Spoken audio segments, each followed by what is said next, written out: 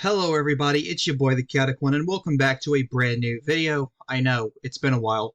Today we're going to be taking a look at my version of a DC Cinematic Universe that I will be dubbing the Chaotic DC Cinematic Universe. I know, how creative. There will be 7 films to start with in this first phase, as you can see on screen now. The first film in this phase will be a Batman film. The film will be loosely inspired by the Batman Year 1, original Batman issue number 1, and the Killing Joke comics. So this is Batman's first year as Batman. The origin story of Batman will not be shown in this film, only because it's been done to death and back. If you're a fan of Batman, you already know his origin story, but we'll be focusing on another character's backstory. That one being Joker, who in this film is a failed comedian turned gang member, essentially the origin of the Joker from The Killing Joke. So Red Hood or Joker will be played by Willem Dafoe in this universe, because that's fucking beautiful.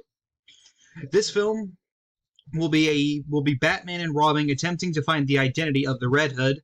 Tom Hardy playing Batman, by the way. Trying to figure out the identity of the Red Hood as well as the gang he is with, focusing on the detective side of Batman.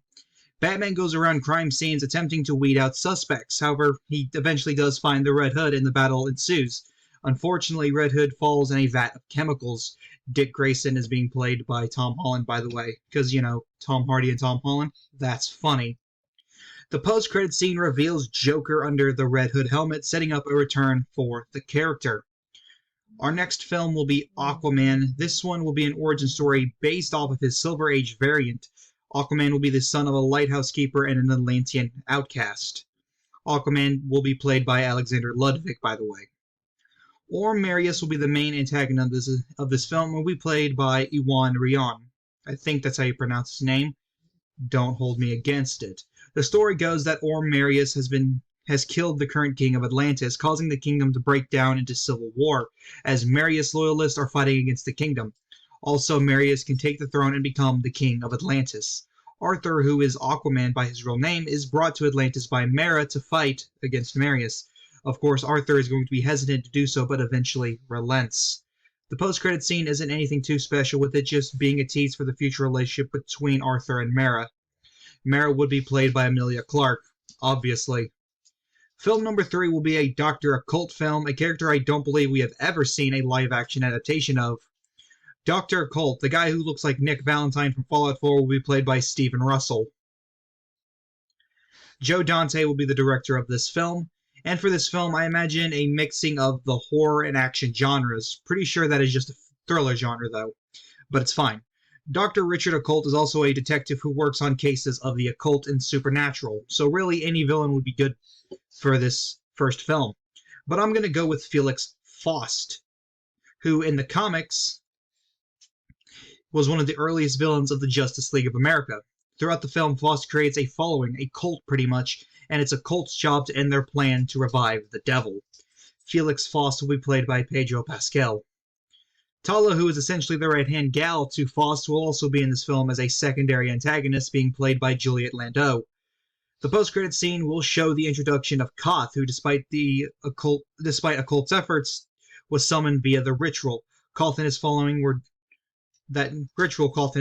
doing throughout the film. Koth will be played by Rory McCann.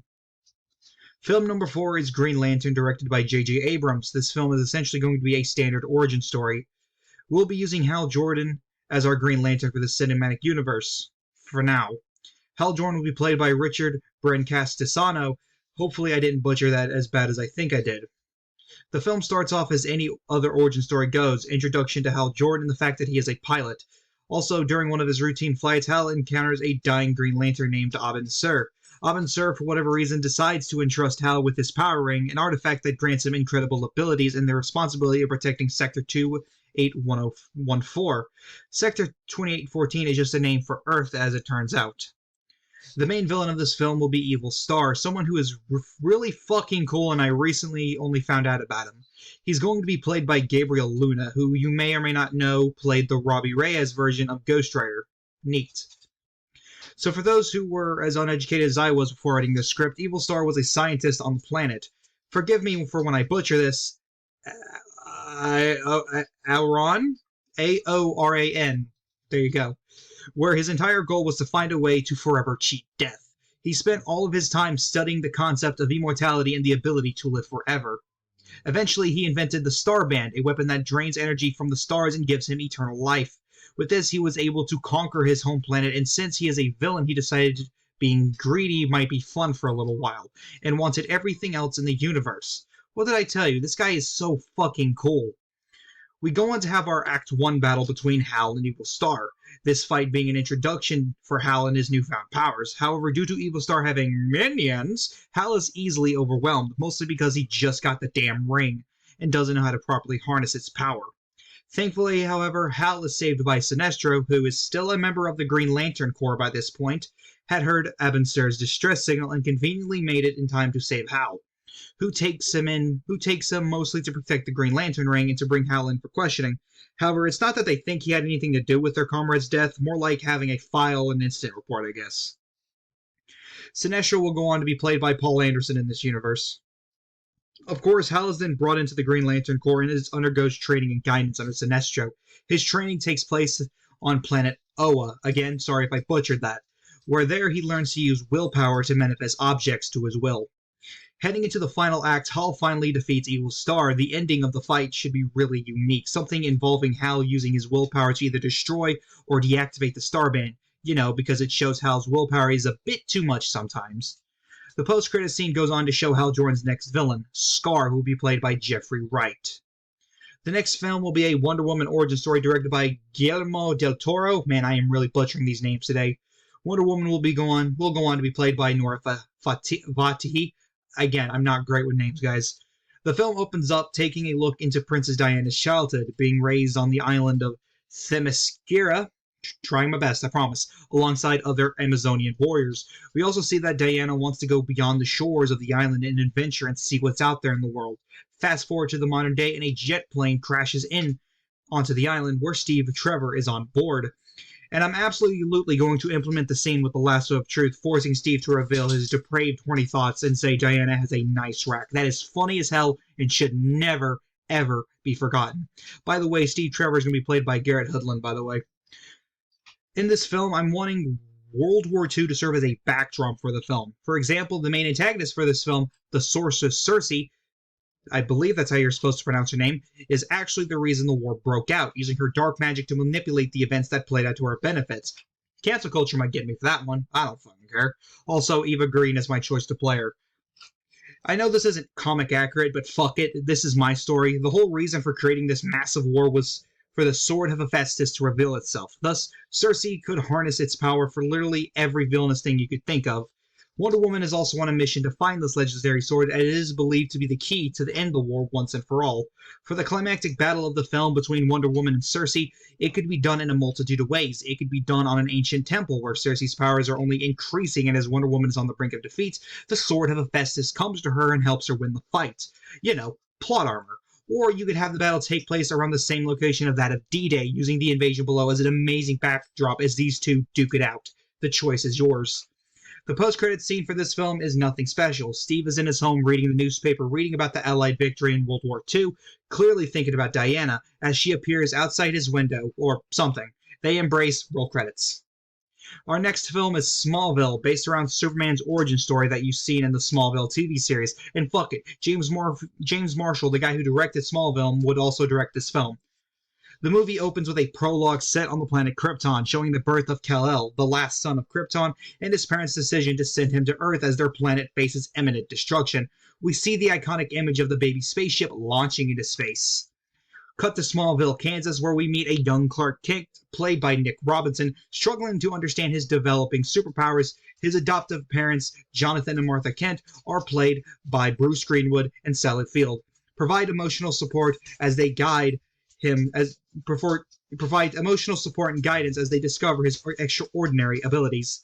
As Clark grows up, we witness his challenges and triumphs in hiding his powers and fitting in with his high school peers. He forms a deep friendship with Lana Lang, Allison Stoner, a strong-willed and compassionate girl, and a rivalry with Lex Luthor, played by Jason Isaacs, the son of a wealthy businessman who has recently moved to Smallville and definitely was not killed by Lex himself. He definitely rigged those brakes. Had to have. He definitely did it.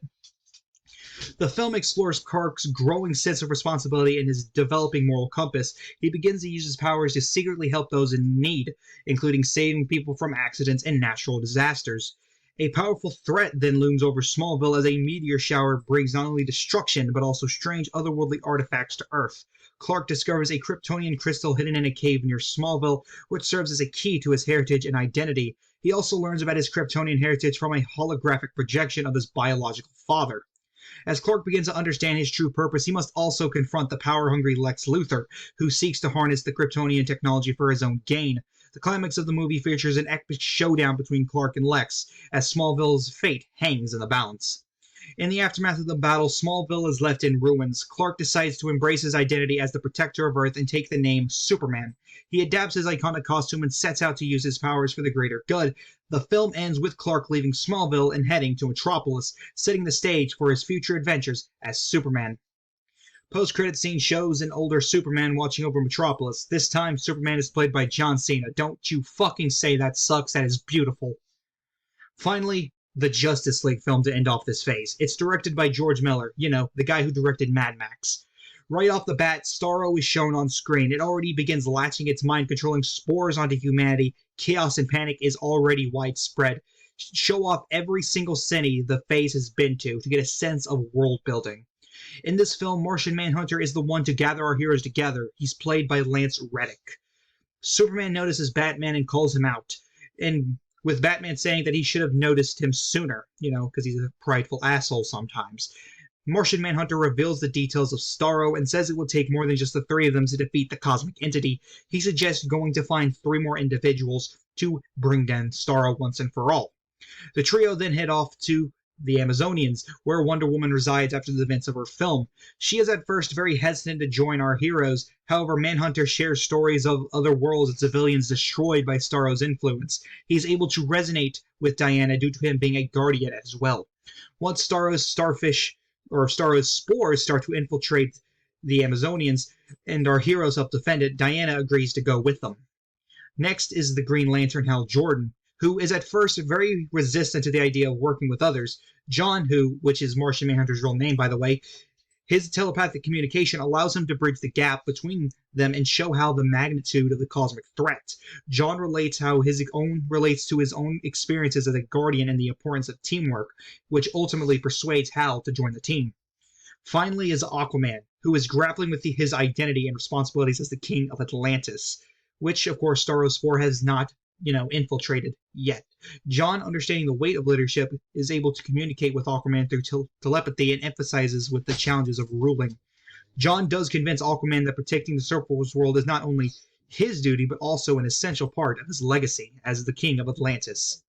With the team now assembled, they prepare for the inevitable showdown with Starro. The heroes train and plan for the upcoming battle, making use of their unique abilities and resources. Batman, of course, clearly shown off as the leader of the Justice League. The movie culminates in an epic battle as the Justice League confronts Starro, whose control over the minds of humanity has reached a critical point.